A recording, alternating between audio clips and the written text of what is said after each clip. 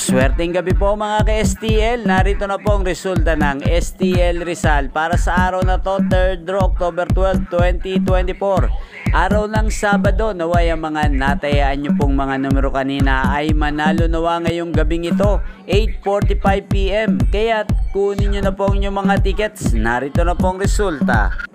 Para po sa STL Rizal, 3rd draw result, 8:45 PM. Ang mga numerong nanalo, 9 at 15. In exact order sa lahat po ng tumaya kanina para sa 3rd draw ng 9 at 15.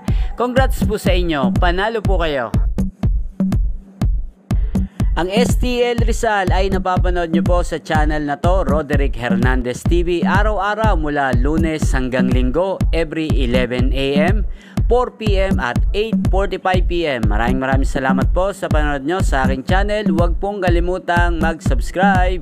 Thank you for watching.